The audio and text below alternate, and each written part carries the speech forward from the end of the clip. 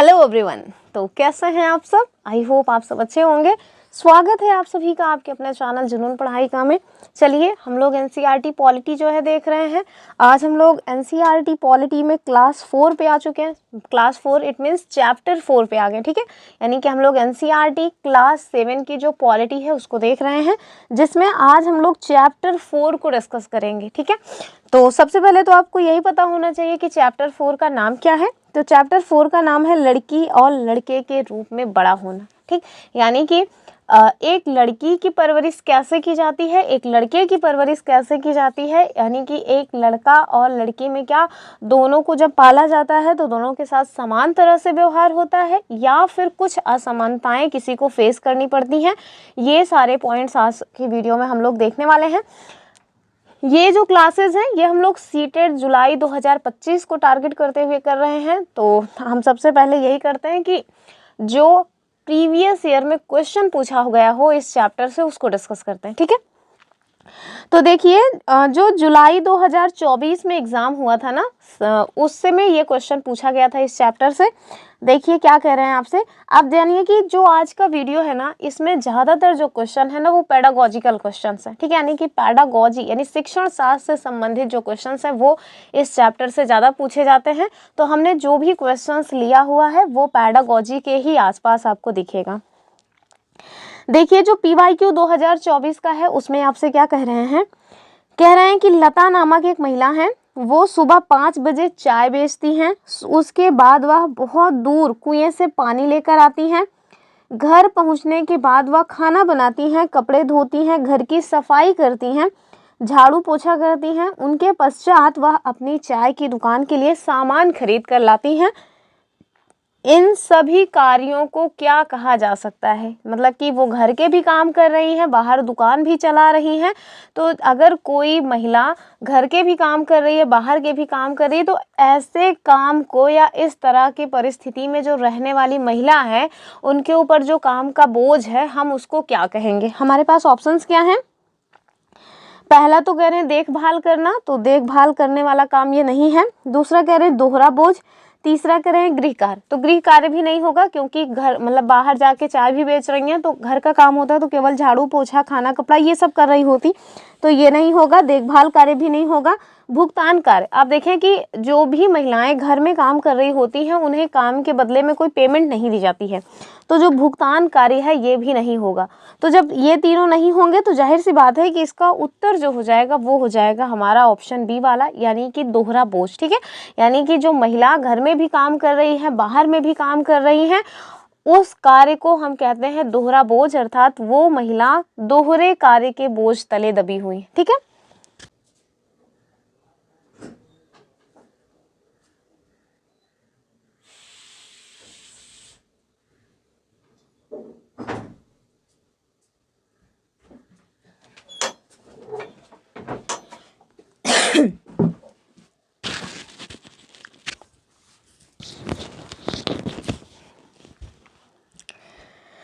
तो ये वाला क्वेश्चन तो PYQ था, हमने क्वेश्चन क्यों देखा, क्योंकि ताकि आपको ये समझ होना कि ये चैप्टर इम्पॉर्टेंट कितना है।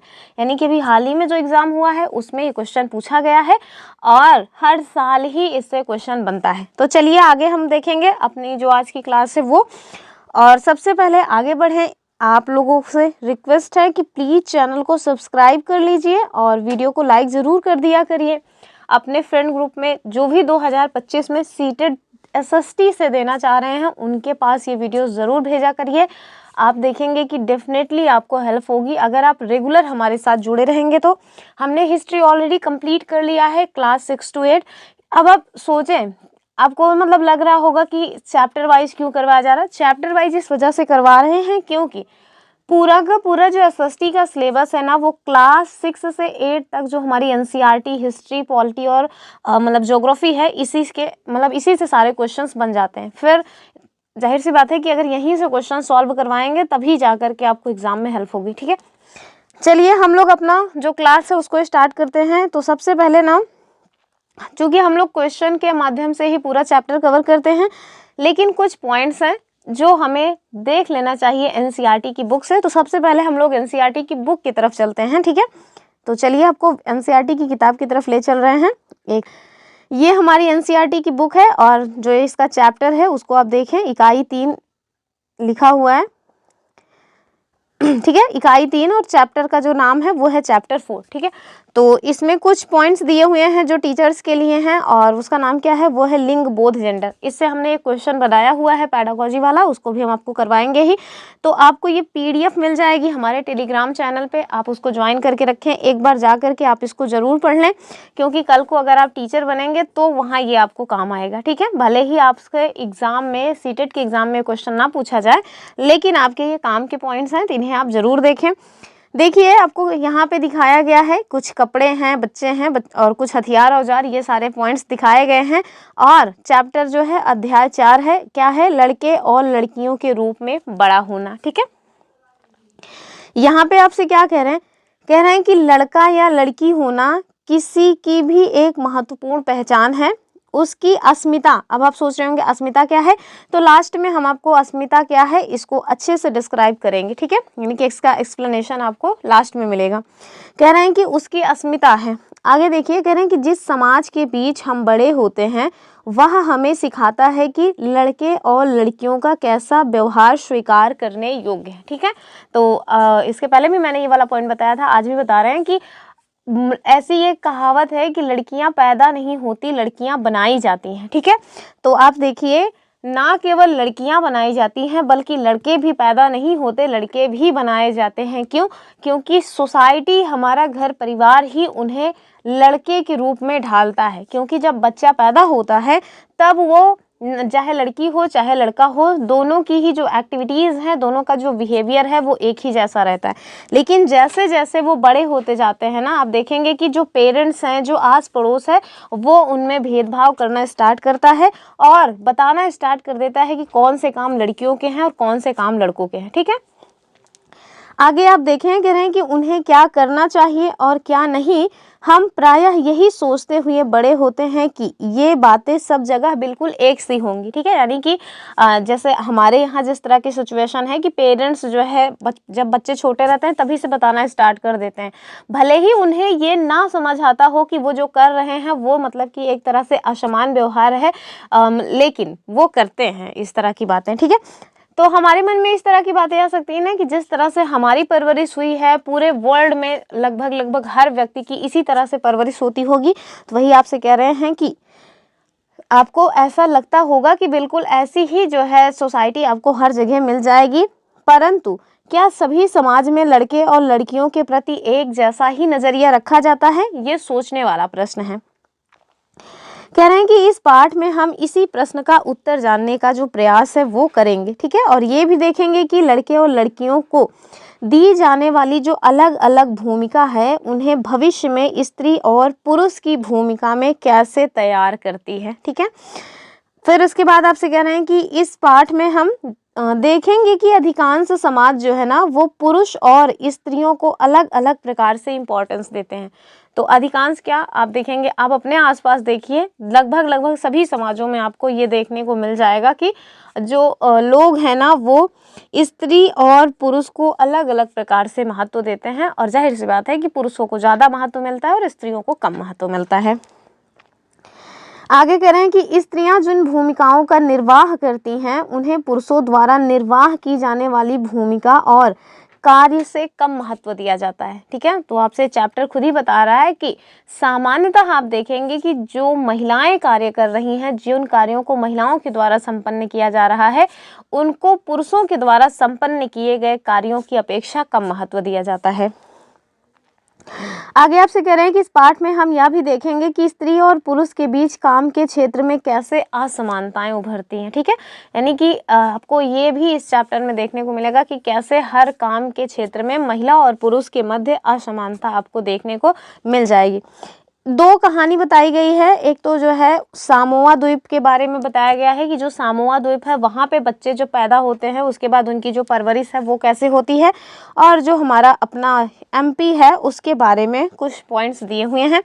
आप देखेंगे कि जो सामोआ द्वीप है ना उसके जो बच्चे हैं उनकी परवरिश कैसे होती है वो आपको देख लेना चाहिए। इससे आपको एक समझ डेवलप होगी कि अदर जगहों पे ये ज़रूरी नहीं है कि जिस तरह से हमारी परवरिश हुई है उसी तरह से पूरे अन्य जगहों पर भी लोगों की परवरिश हुई हो। ठीक है, ये एक बच्चे की फ़ोटो दिखाई गई है। ये क्लास 7 का बच्चा है। सामोआ जो है मतलब कि सामोआ द्वीप का बच्चा है और विद्यालय की अपने यूनिफॉर्म पहने हुए यहाँ पे खड़ा है। यहाँ के आपसे सामोआ द्वीप के बारे में बताया गया है। मैंने मैप में अभी हम क्वेश्चन सॉल्व करेंगे तो मैप हमने लगाया हुआ है। आपको हम उसको लोकेशन भी दिखा देंगे कि सामोआ जो आइलैंड है वो आपको कहाँ मिलने वाला है। तो कह रहे हैं कि जो सामोआ द्वीप है ना वो आपको पैसिफिक ओशन यानी कि प्रशांत महासागर के दक्षिण में स्थित छोटे छोटे द्वीपों के समय मतलब जो द्वीपों का जो समूह है यानी कि जो आइलैंड ग्रुप्स हैं उनमें एक भाग है। कह रहे हैं कि जो सामोअन समाज है वहाँ पर एक अनुसंधान किया गया और उसकी रिपोर्ट 1920 के दशक में बच्चे जो है स्कूल नहीं जाते थे उस टाइम की ये रिपोर्ट यहाँ पे निकल के आई है। कह रहे हैं वे बच्चे बड़ों और वयस्कों से बहुत सी बातें सीखा करते थे। ठीक है, यानी कि जो बच्चे स्कूल नहीं जाते थे तो वो बच्चे अपने मतलब कि बड़ों से जो और वयस्क लोग हैं उनसे कई सारी बातें सीखा करते थे, जैसे छोटे बच्चों की देखभाल करना या फिर घर के जो काम काज हैं वो करना।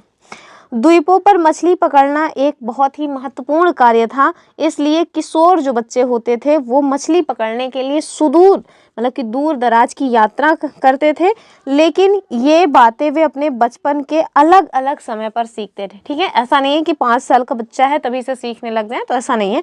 एक फिक्स टाइम था और एक मतलब एज ग्रुप रखा गया था कि इस एज में जाने के बाद जो है आप लोग इस तरह के कामकाज में अपना काम करेंगे। आगे आपसे बता रहे हैं कि छोटे बच्चे जो चलना शुरू कर देते थे तो उनकी जो माताएं या बड़े लोग थे उनकी देखभाल करना बंद कर देते। ठीक है, यानी कि पेरेंट्स उनकी देखभाल नहीं करते थे, जो और बच्चे थे उनके वो उन छोटे बच्चों की देखभाल करना स्टार्ट कर देते थे। आगे कह रहे हैं कि जिन बच्चों के द्वारा उन छोटे बच्चों की देखभाल की जाती थी ऐसा नहीं कि वो बहुत बड़े होते थे, वो भी लगभग 5 वर्ष के आसपास रहते थे। ठीक है, आगे देखें कि लड़के और लड़कियां दोनों अपने छोटे भाई और बहनों की देखभाल किया करते थे, लेकिन अपने यहाँ देखने को मिलेगा कि जो लड़कियां होती हैं ना वही बच्चों की केयर करती हैं, वही बच्चों की देखभाल करती हैं अपने छोटे भाई बहनों की। जबकि यहाँ सामोआ द्वीप में आपको देखने को मिल रहा है कि लड़के और लड़कियां दोनों ही अपने छोटे भाई और बहनों की देखभाल किया करते थे। कह रहे हैं कि लेकिन जब कोई लड़का लगभग 9 वर्ष का हो जाता था तो वह बड़े लड़कों के समूह में सम्मिलित हो जाता था, यानी कि अगर 9 के हो गए हैं तो जो बड़े लोगों का समूह है उसमें वो शामिल हो जाते थे और बाहर के जो काम थे वो सीखा करते थे, जैसे मछली पकड़ना और नारियल के पेड़ लगाना। आगे देखिए कि लड़कियां जब 13-14 साल की हो जाती थी या जब तक वो 13-14 साल की नहीं हो जाती थी, छोटे बच्चों की देखभाल और बड़े लोगों के कुछ छोटे मोटे कार्य वो कर लिया करती थी। लेकिन एक बार जब वे 13-14 साल की हो जाती थी तो वे अधिक स्वतंत्र होती थी। ये अपने आप में एक पॉइंट है कि जब सामोआ आइलैंड पर जब लड़कियां 13-14 साल की हो जाती थी तो वो पहले की अपेक्षा अधिक स्वतंत्र हो जाती थी। और हमारे यहाँ क्या होता है, जैसे लड़कियां बड़ी हो जाती हैं वैसे ही उनके ऊपर लगाम कसना और ज़्यादा मतलब लगाम खींचना स्टार्ट कर देते हैं पेरेंट्स की, बच्चियां जो है वो अपने मनमर्जी कुछ भी न करने पाएँ। ठीक है, आगे देखें, कह रहे हैं लगभग 14 वर्ष की उम्र के बाद वे भी मछलियां पकड़ने जाती थी। ठीक है, यानी कि अगर वो 14 की हो गई हैं तो वो भी लड़कों की तरह समान रूप से मछलियां पकड़ने का काम किया करती थी, बागानों में काम करती थी और डलिया बुनना सीखती थी। अब बहुत सारे लोग ना डलिया नहीं जानते होंगे, भैया भौंकी बोलते हैं गांव में उसको। अब तो कोई बुनता ही नहीं है, पहले हमारे यहाँ भी बुना करते थे लोग, तो अब तो प्लास्टिक की टोकरी आने लगी है। ठीक है, कह रहे हैं कि खाना पकाने का काम अलग से बनाए गए रसोई घरों में ही होता था जहां लड़कों को ही अधिकांश काम करना पड़ता था। ठीक है, यानी कि लड़के अधिकांशतः खाना बनाया करते थे, जो बच्चियां थी वो केवल उनकी मदद किया करती थी। हमारे यहाँ क्या होता है, लड़कियां खाना बनाती हैं और लड़के बेचारे वो खटिया या चारपाई पे बैठे रहते थे, उन्हें खाना भी ले जाके उनके बिस्तर पे देना पड़ता है। ठीक है, मतलब वो खाना खुद से निकाल भी नहीं सकते हैं। मैं अपनी सोसाइटी की बात कर रही हूँ, जो मैं अपने आसपास देखती हूँ, ज़रूरी नहीं है कि आप जहाँ पे रह रहे हैं वहाँ भी सेम सिचुएशन हो, लेकिन अधिकांशतः आपको इसी तरह की जो स्थितियाँ हैं वो देखने को मिलेंगी कि जो लड़के होते हैं ना वो किचन में बिल्कुल भी हेल्प नहीं कराते हैं। ठीक, लेकिन जो सामोआ आइलैंड है वहाँ पे रहने वाले जो लोग थे उसमें आपको देखने को मिलेगा कि लड़कों को ही किचन के काम संभालने होते थे और लड़कियाँ उनकी हेल्प किया करती थी। ये देखिए 1960 के दशक के मध्य में, मतलब कि आप मध्य प्रदेश में जो है एक दिखाया गया है कि पुरुष के रूप में बड़ा होना मतलब कैसा रहा है, महिला के रूप में बड़ा होना। तो आपको दिखाया गया है कि जो लड़कियां हैं ना, जब वो विद्यालय जाती थी तो कितना उनको मतलब डिफ़िकल्टीज़ का सामना करना पड़ता था। डिफ़िकल्टीज़ इन द सेंस कि वो मतलब बहुत डरी सहमी सी जाती थी, उनके लिए हर चीज़ की अलग अलग व्यवस्था रहती थी, यानी कि विद्यालय भी अलग है, विद्यालय में खेलने का जो स्थान है वो भी अलग है, आपको मतलब ओपन में कुछ भी करने को नहीं मिलता था। चलिए इस कहानी को भी देख लेते हैं, तब आपको ना तुलना करने में आसानी होगी और मतलब इसको पढ़ते पढ़ते ही आपको ना समझ भी आ जाएगा कि कितना अंतराल है किसी अन्य समाज में जो बच्चे बढ़ रहे हैं उनमें, और जो हमारे यहाँ बच्चे बढ़ रहे हैं उनमें। ठीक है, कह रहे हैं कि ये जो आलेख है ये 1960 में मध्य प्रदेश के एक छोटे से शहर में जाने वाले जो बच्चे हैं उनके वर्णन से संबंधित है। ये आपसे एक क्वेश्चन पूछा गया कि जो लड़कियां हैं ना वो स्कूल जाते हुए समूह बना करके चलना क्यों पसंद करती हैं। आप लोग अपने अपने विचार जो है कमेंट कीजिएगा कि आखिर क्यों जो लड़कियां हैं वो ग्रुप में चलना पसंद करती हैं। अब ये मत कहिए नहीं लगिएगा कि मज़ा आता है, मज़ा तो सभी को आता है, कुछ लड़के भी जो है ग्रुप में चलते हैं, लेकिन इसके पीछे कुछ और भी रीज़न दिए जाते हैं कि लड़कियाँ ग्रुप में चलती हैं।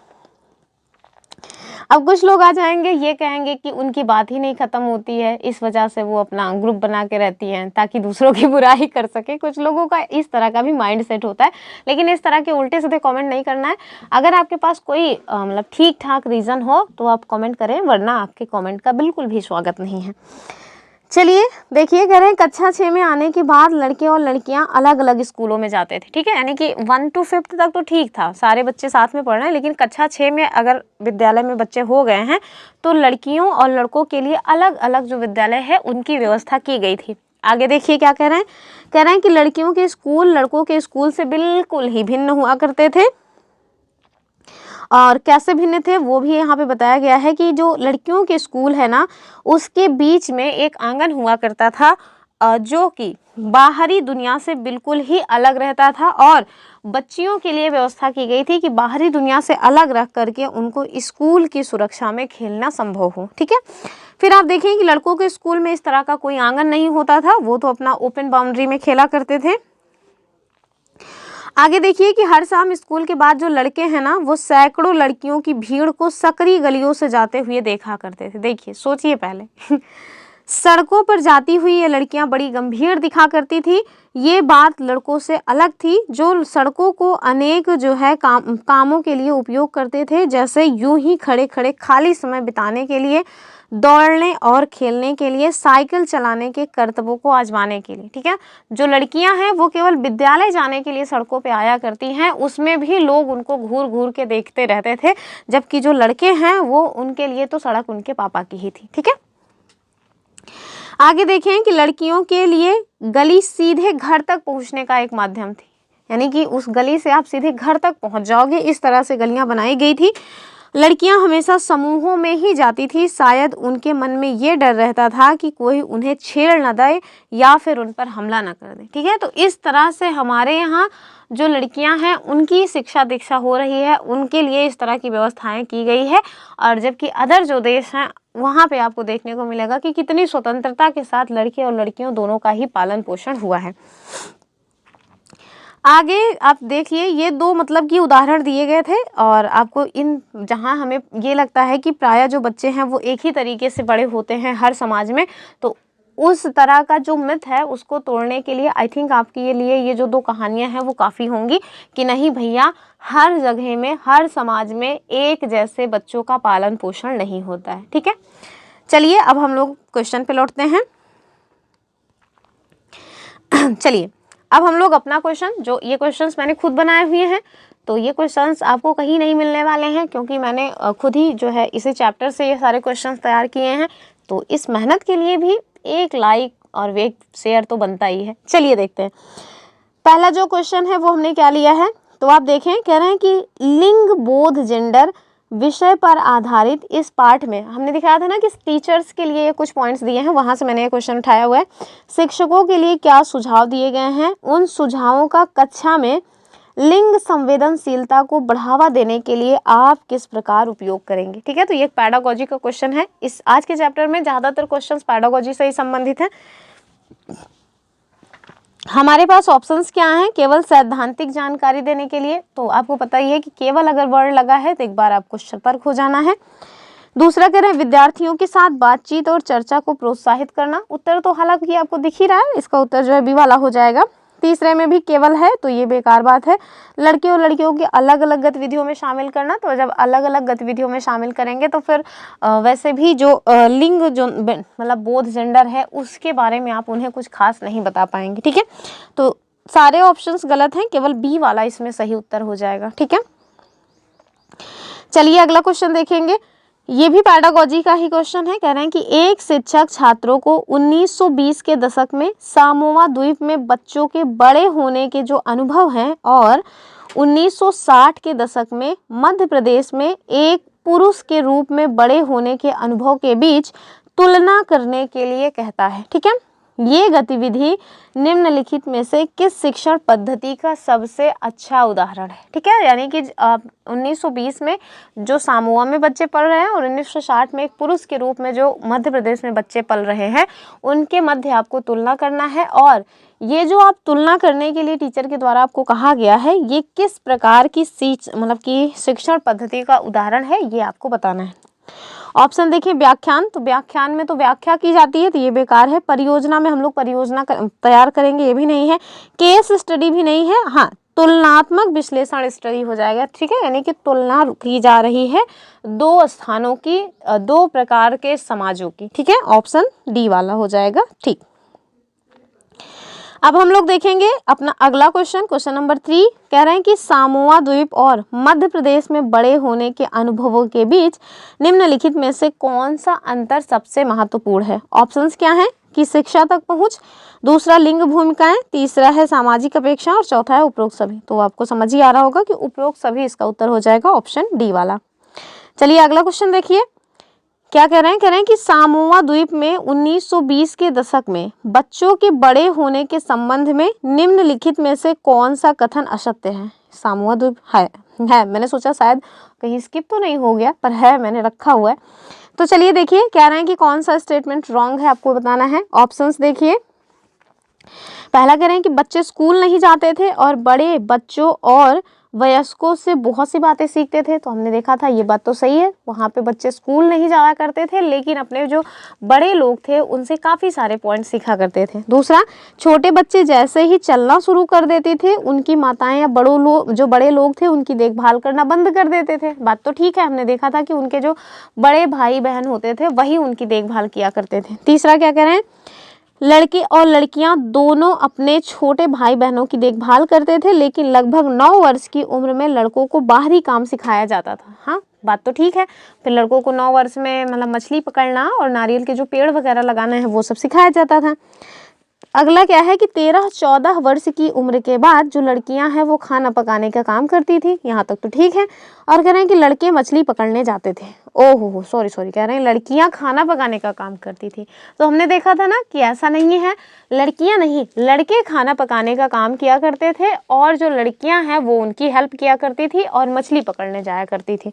तो उत्तर क्या हो जाएगा, यही डी वाला रॉन्ग है, बाकी सारे पॉइंट सही हैं। तो इसका जो आंसर होगा वो हो जाएगा ऑप्शन 4, ठीक, यानी कि ऑप्शन घ वाला। आपसे डायरेक्ट क्वेश्चन बन सकता है सामोआ आइलैंड के लिए। क्यों बन सकता है, क्योंकि ये सारे पॉइंट्स आपको एनसीईआरटी में दिए हुए हैं। एनसीईआरटी में जो भी पॉइंट दिया हुआ है एक भी पॉइंट ऐसा नहीं है जो आपके काम का ना हो, जिससे क्वेश्चन ना बन सकता हो। आप सोचें अगर हम क्वेश्चंस बना सकते हैं तो एग्जामिनर का दिमाग तो कई सारे लोगों का दिमाग लगता है उसमें, तो वो क्वेश्चन क्यों नहीं बना सकते। तो इस वजह से जो भी क्वेश्चन हम सॉल्व कराते हैं उसका जो एक्सप्लेनेशन देते हैं उसे बहुत ध्यान से सुना करें। और एक बार जब आपको इसकी पीडीएफ मिल जाया करे जो कि हमारे टेलीग्राम चैनल पे मिलेगी, जिसका लिंक आपको डिस्क्रिप्शन बॉक्स में मिल जाएगा, वहां जाकर के एक बार इसको पढ़ जरूर लिया करें, ठीक है। इससे कई सारे जो शब्द हैं ना वो आपको क्लियर हो जाएंगे। चलिए अगला क्वेश्चन देखिए क्या कह रहे हैं। और हाँ, अगर आप लोग ये चाहते हो कि इनकी जो चीज़ें हैं जो हम क्वेश्चंस कराते हैं ये आपको इंग्लिश वर्जन में भी मिले तो आप मुझे कमेंट कर सकते हैं। आपको ये क्वेश्चंस हिंदी और इंग्लिश यानी कि बाइलिंगुअल में भी मिल सकते हैं, ऐसा नहीं कि केवल हिंदी में ही। अब आप लोगों के ऊपर डिपेंड करता है ना कि आप लोग किस तरह से क्वेश्चंस को चाहते हैं। अगर आप बाइलिंगुअल चाहेंगे तो हम बाइलिंगुअल क्वेश्चन भी लाएंगे, अगर केवल हिंदी में चाहेंगे तो हिंदी में तो हम ला ही रहे हैं, ठीक है। हाँ, ये नहीं होगा कि केवल अंग्रेजी में लाया जाए, ठीक है, केवल अंग्रेजी में नहीं लाया जाएगा, बाकी बाइलिंगुअल हो सकता है, हिंदी में हो सकता है। चलिए अगला क्वेश्चन देखिए, कह रहे हैं कि 1920 के दशक में ये सामोया को सायोक्षा लिखा है, तो सामोया द्वीप में बच्चों के बड़े होने और 1960 के दशक में मध्य प्रदेश में पुरुषों के बड़े होने की कहानियों में कौन सी समानता है। ठीक है, अब आपको यह बताना है कि दोनों में क्या कोई पॉइंट ऐसा है जो समान है या फिर केवल असमानता ही दिख रही है। ऑप्शंस देखिए, कह रहे हैं दोनों समाज में लिंग भूमिकाएं समान थी, तो लिंग भूमिकाएं तो बिल्कुल समान नहीं है, ठीक है, तो ये तो गलत बात है। दूसरा कह रहे हैं दोनों समाजों में बच्चों को समान रूप से शिक्षित किया जाता था, तो बहुत गलत बात है। तीसरा, दोनों समाजों में सामाजिक मानदंड और अपेक्षाएं बच्चों के विकास को आकार देती थी। और चौथा, एक दोनों कहानियां आधुनिक समाजों में स्थापित हैं, तो ये भी गलत हो जाएगा, सी वाला उत्तर सही हो जाएगा। ठीक है, option C is the correct answer of this question. अगले क्वेश्चन को हम लोग देखने वाले हैं, लेकिन उससे पहले हम लोग देख लेते हैं कि ये जो सामोआ आइलैंड है ये आपको कहाँ मिलने वाला है। ठीक है, तो ये देखिए, ये हमने पूरे वर्ल्ड का मैप लिया हुआ है। ठीक है, तो इस देखिए हमने एनसीईआरटी जो नई वाली है ना उसको पढ़ाया हुआ है क्लास 6 और 7 की ज्योग्राफी। ठीक है, आप उस नई वाली एनसीईआरटी को जरूर देख लें एक बार, जहाँ पे आपको ये सारे जो मैप वगैरह है ना वो क्लियर हो जाएंगे। और उसमें आपको ये भी पता चलेगा कि हम लोग जो 7 जो है महाद्वीप पढ़ते हैं, केवल मतलब 7 महाद्वीप ही नहीं, कभी कभी आपको ऐसे कई आधार हैं जिनके आधार पे 4 महाद्वीप भी पढ़ा जाता है, 6 महाद्वीप भी पढ़ा जाता है और 8 महाद्वीप भी पढ़ा जाता है।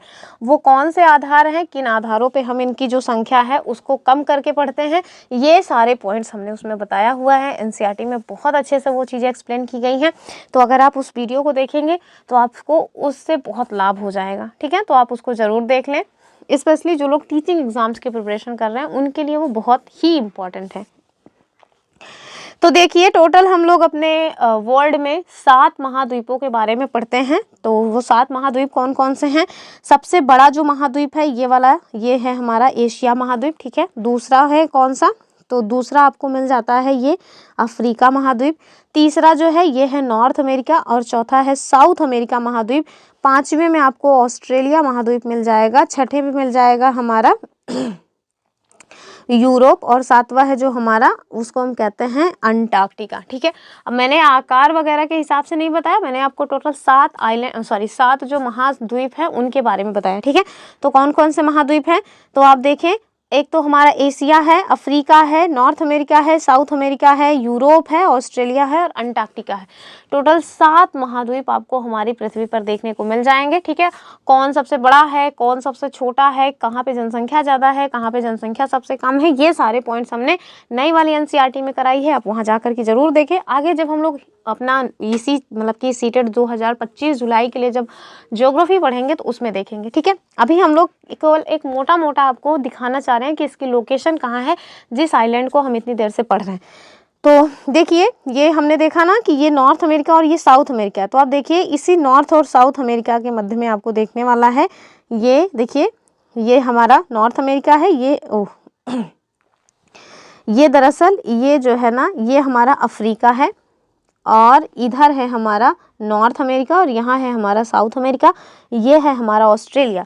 अब देखें, ये जो आपको महासागर दिख रहा है ना, ये महासागर कौन सा है? तो ये महासागर है हमारा पैसिफिक ओशन, इसी को हम लोग कहते हैं प्रशांत महासागर। ठीक है, तो प्रशांत महासागर में आपको एक आइलैंड देखने को मिलेगा जिसका नाम क्या है? जिसका नाम है Samoa and American Samoa island. ठीक है, तो यहाँ पे आपको ये देखने को मिलने वाला है। ठीक है, फिर से बता रहे हैं क्योंकि हम लोगों ने अक्सर मैप जो देखा हुआ है ना, यहाँ पे आपको वो नॉर्थ अमेरिका, यहाँ साउथ अमेरिका और यहाँ पे जो है मतलब अफ्रीका देखने को मिलता है। लेकिन सॉरी, आप देखें कि जो नॉर्थ अमेरिका वाला हिस्सा है यानी कि जो पैसिफिक ओशन है ना, उसको इन्होंने पूरी तरह से एक करके यहाँ पे दिखाया हुआ है।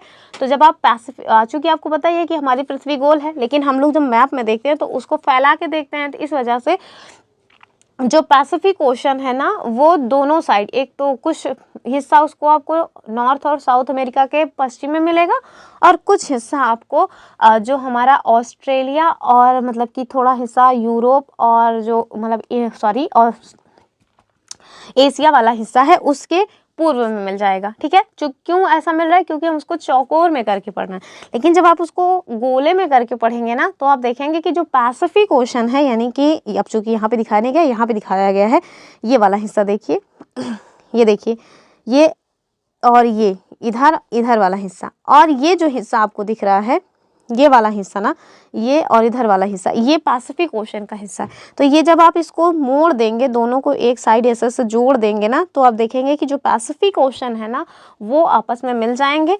और जब दोनों आपस में मिल जाएंगे तो उसकी जो स्थिति है वो इस तरह से दिखेगी, और आपको फिर ये जो आइलैंड है वो देखने में आसानी हो जाएगी। ठीक है, तो मैंने मैप में दिखा दिया है, थोड़ा आसानी रहती है अगर मैप में देख लें हम लोग, जो वो होता है ना लोकेशन। तो चलिए अगला क्वेश्चन देखेंगे। कह रहे हैं कि अधिकांश समाजों में पुरुषों और स्त्रियों की भूमिकाओं और उनके काम के महत्व को क्या माना जाता है। ठीक है, यानी कि स्त्री पुरुष जो काम कर रहे हैं उनको क्या समान माना जाता है या फिर असमान, ये आपको बताना है। ऑप्शन देखें, समान तो नहीं माना जाता है, आप अपने घर में ही देख लीजिए। असमान, बराबर या फिर महत्वहीन, तो महत्वहीन तो नहीं है, लेकिन हाँ असमान जो है माना जाता है। ठीक है, ऐसा इस तरह से जो है मिथ है कि जो पुरुष होते हैं ना, उनके द्वारा जो काम किए जा रहे हैं वो ज़्यादा महत्व के हैं। महिलाओं के जो काम हैं वो तो भैया पैदाइशी लेकर के ही आई हैं, उनको झाड़ू पोछा करना ही करना है।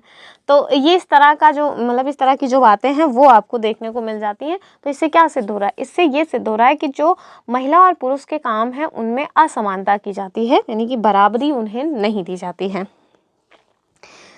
एक कहानी दी हुई है इसी चैप्टर में, छोटी सी कहानी है। जो बच्चे होते हैं ना उनको भी यही लगता है कि जो हमारी मम्मी हैं वो घर में ही तो दिन भर रहती हैं, वो कोई काम काज नहीं करती हैं। तो एक महिला आती हैं, वो बताती हैं, इस तरह की कहानी ना हम लोग बचपन में क्लास 4th में भी पढ़े हुए हैं। तो जो महिला है मतलब एक दूसरे घर की महिला आती हैं, वो उनसे कहती हैं कि एक दिन क्यों ना आप बच्चों को ही थोड़ा काम काज करने दो, इनके पापा को ही करने दो, क्योंकि सबको यही लगता है कि आप जो काम काज कर रहे हो वो कोई काम नहीं है। तो फिर उन अंततः वो जो महिला रहती हैं वो घर में एक दिन के लिए छुट्टी ले लेती हैं। तो फिर सारा जो पति देव हैं उनका और जो बच्चे हैं उन सब की हालत खस्ता हो जाती है। तो कुल मिलाकर एक बस तरीका है, बताया गया है कि कैसे आप जो है जो महिलाएं हैं उनके कामों को कम महत्व दे रहे हैं, जबकि वो पुरुषों से कहीं अधिक परिश्रम कर रही हैं, कहीं अधिक काम कर रही हैं। ठीक है, चलिए क्या कह रहे हैं कि निम्नलिखित में से कौन सा कथन घरेलू काम के बारे में दिए गए पाठ के अनुसार सत्य है। ऑप्शंस क्या हैं कि पुरुष और महिलाएं दोनों को घरेलू काम के लिए समान रूप से महत्व दिया जाता है। दूसरा कह रहे हैं कि घरेलू काम को अक्सर समाज में कम महत्व दिया जाता है। तीसरा, घरेलू काम आमतौर पर उच्च वेतन वाला है। कौन है जिसको घर में काम करने का वेतन मिलता है? मुझे तो नहीं मिलता, जबकि मैं घर के सारे काम करती हूँ। फिर कह रहे हैं घरेलू काम में केवल शारीरिक श्रम शामिल होता है। भैया शारीरिक ही नहीं, मानसिक श्रम भी लगता है।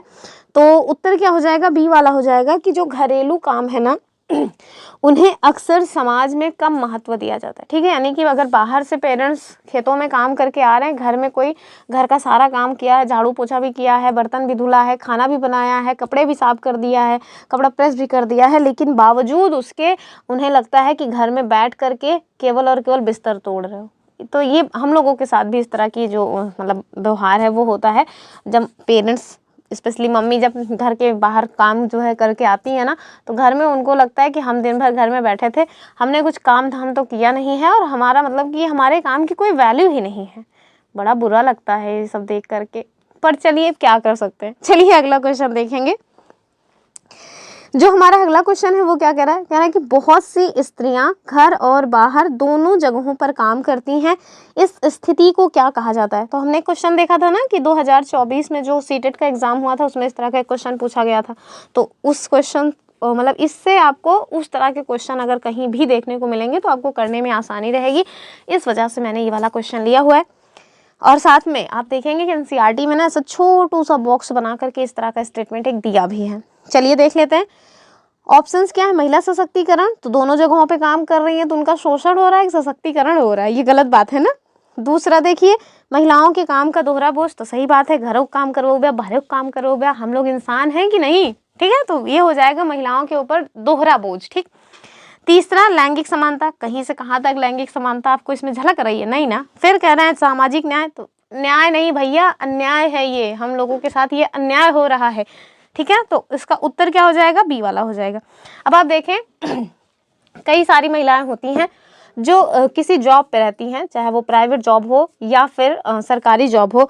फिर जब वो जॉब से आती है ना, तो महिला पुरुष दोनों लोग गए हैं जॉब पे, दोनों लोग ऑफिस से घर आए, घर आने के बाद जो महिलाएं हैं वो घर के काम में लग जाती हैं फटाक से, चल भैया बर्तन धुलना है, बर्तन धुल ले, खाना भी बनाना है, सारा काम करना है। और जो बाबू साहब हैं वो बढ़िया आराम से बिस्तर पे बैठ के या खटिया पे या कुर्सी पे कहीं भी बैठ के अपना रील्स पे रील्स चला रहे हैं। तो ये क्या है, ये हम महिलाओं के ऊपर दोहरा बोझ है। तो हम लोग भी क्यों बेवजह परेशान रहते हैं कि चलो जॉब अब करना है, छोड़ो ना, घर में रह के काम करो, क्योंकि काम तो वैसे भी करना है, तो घर के सारे काम करो और पति के पैसे पे ऐश करो।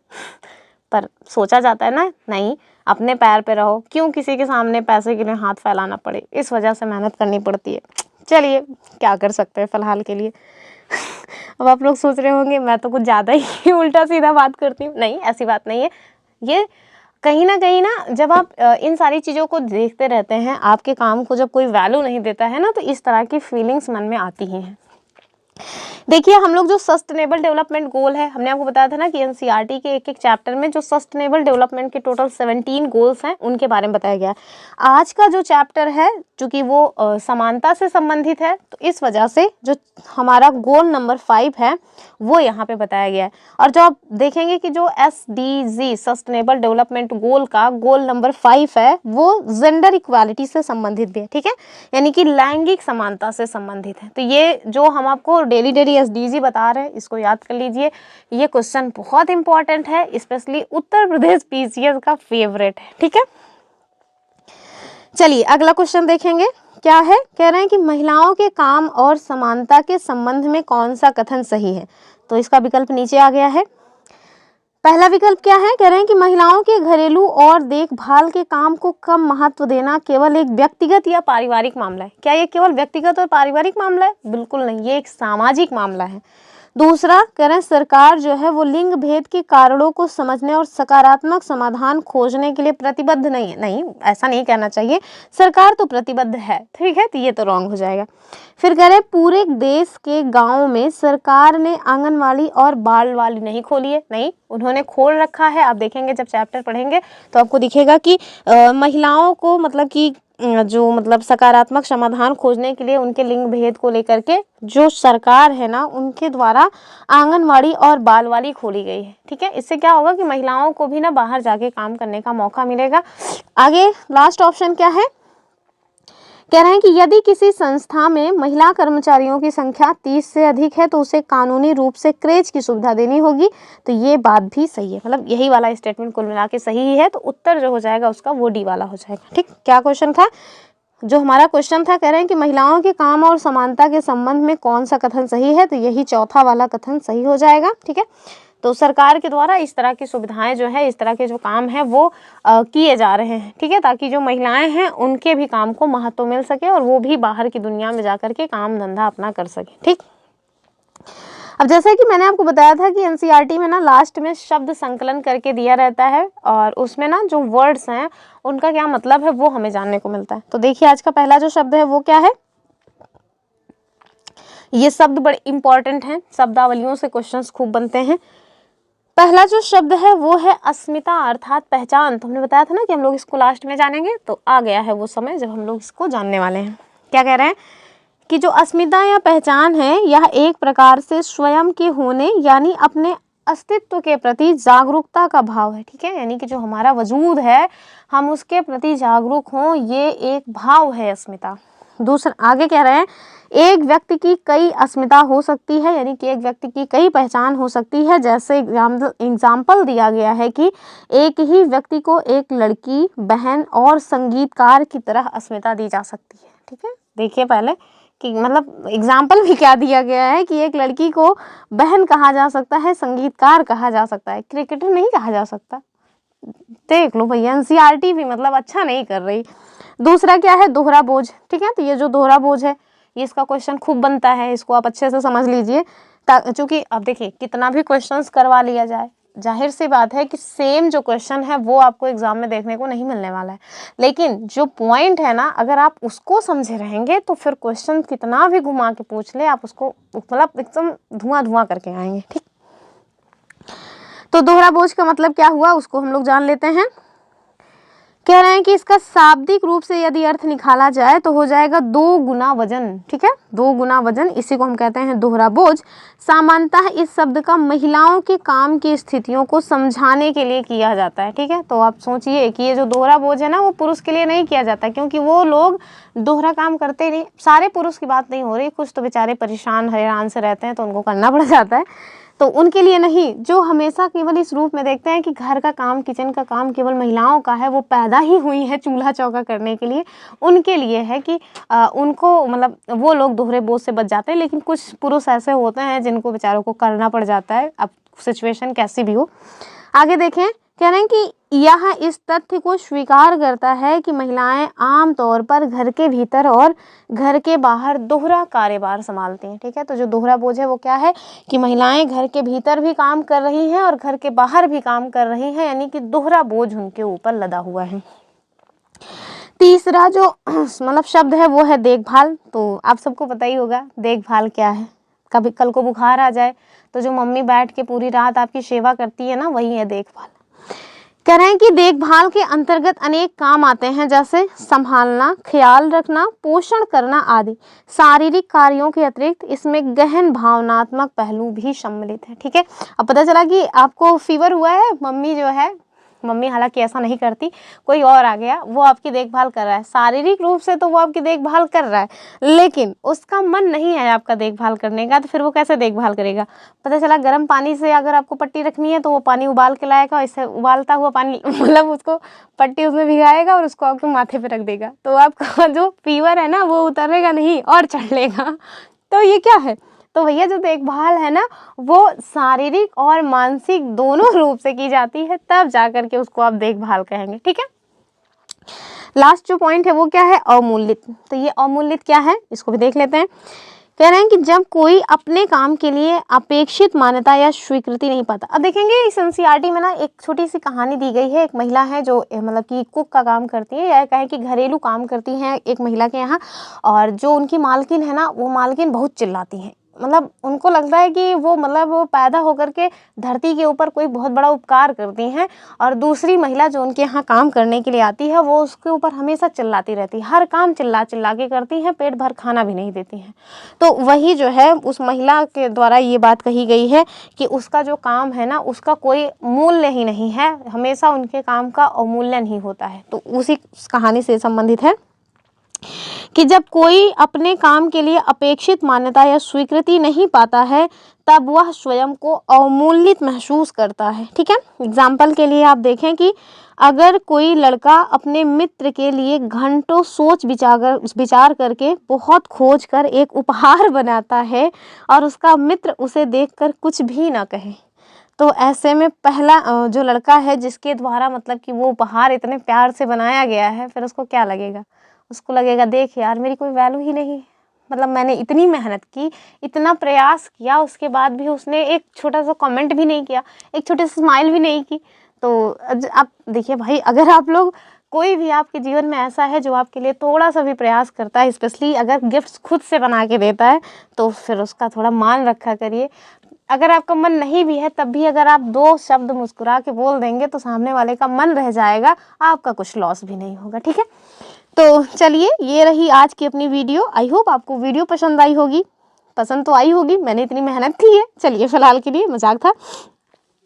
तो अगर आपको वीडियो पसंद आई है, वीडियो के जो पॉइंट्स हमने बताए हैं वो समझ आए हैं, तो प्लीज़ चैनल को सब्सक्राइब कर लें, वीडियो को लाइक करें, अपने फ्रेंड ग्रुप में इसको ज़रूर शेयर करें। जो भी भाई बहन सीटेट जुलाई 2025 की प्रिपरेशन कर रहे हैं, सीटेट एसएसटी पेपर 2, उनके लिए ये क्लासेस रामबाण साबित होंगी। ठीक है, तो चलिए फिर मिलेंगे अपने अगली वीडियो में। अगर आपको किसी भी तरह की कोई क्वेरी है तो आप मुझे कमेंट कर सकते हैं, या फिर आप हमें हमारे सोशल मीडिया प्लेटफॉर्म पे भी फॉलो कर सकते हैं। तो चलिए फिर मिलेंगे अपनी अगली वीडियो में, तब तक के लिए जय हिंद।